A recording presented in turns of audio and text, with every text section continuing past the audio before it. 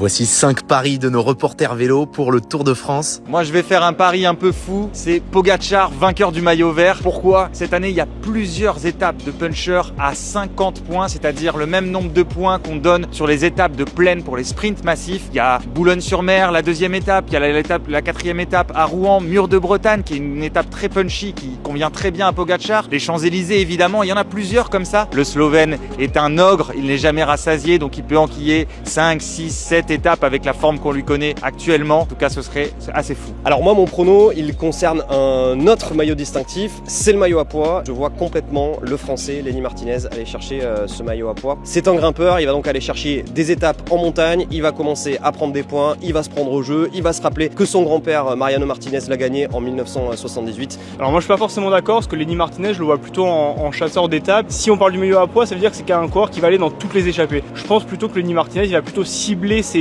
coups. Je le vois donc bien gagner aller 2 étapes sur ce Tour de France. L'année passée il était complètement passé à côté. Par exemple il peut y avoir celle de Mur de Bretagne la semaine prochaine. C'est un effort court très intense et c'est à peu près la même chose qu'il avait fait à Paris-Nice en gagnant à la Côte-Saint-André. Alors moi je vois 2 coureurs UAE sur le podium aux Champs-Élysées. Tadej Pogačar, je prends pas beaucoup de risques, c'est l'immense favori de ce Tour de France parce qu'il a écrasé le Dauphiné libéré devant Jonas Vingegaard qui semble lui-même au-dessus du reste du monde. C'est bien pour ça que pour les autres coureurs c'est difficile d'assumer des ambitions sur ce classement général.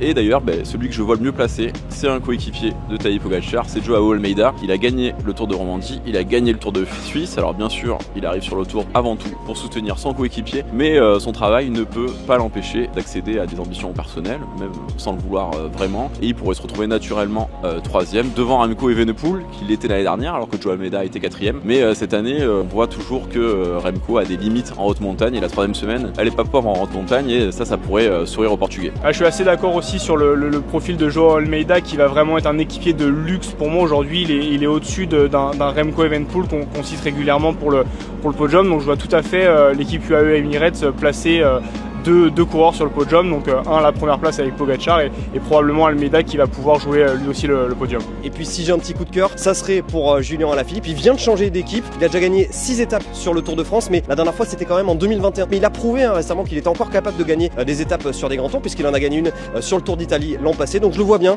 sur des étapes de puncher comme Rouen, comme Bayeux ou encore comme Mur de Bretagne en première semaine tenter d'aller chercher une étape.